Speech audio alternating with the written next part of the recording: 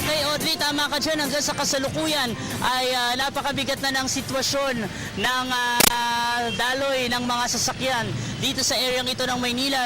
Ngayon ay medyo gumalaw tayo sa may area nitong Old Santa Mesa. At nakikita nyo naman na halos walang galawan yung mga papaliko dito sa kalye ng Old Santa Mesa, yung mga papunta ng Bacood, ng Kalentong at saka ng dyan sa may area na ng Mandaluyong at syempre patungo na ng Pasig hanggang sa kasalukuyan. Nakikita nyo naman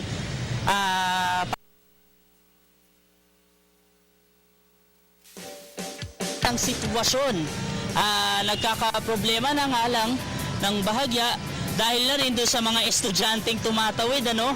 Marami na ring estudyante na nakakalat ngayon dahil alam naman natin, Lunes ngayon.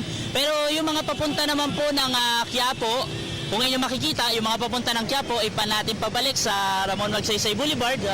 Medyo maluwag yung sitwasyon, pero pagsampa po yan ng altura, pag baba na ng Puresa ay mabigat na rin yung magiging sitwasyon. Yung mga papuntang Cubao naman, walang problema hanggang sa mga oras na ito. Green and go po ang magiging pagbiyahe ninyo kung kayo papunta ng area ng San Juan at Quezon City.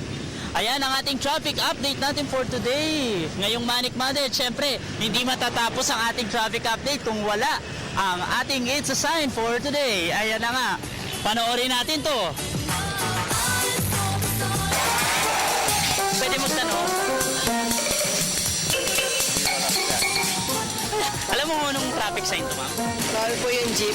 Bawal ang mag-parking. Bawal! Bawal! Ang jeep! No jeepney sign. Saan bawal ang jeep? Sa subdivision, wala namang pasokan doon ng mga jeep talaga eh.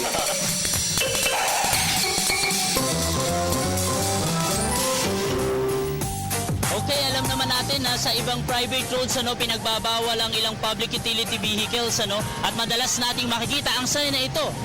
No jeepneys allowed or no public vehicle allowed. Madalas din ginagamit ito doon sa nabanggit ko, yung former na nabanggit ko, yung no public vehicle allowed. Pero most of the time, no jeepneys allowed.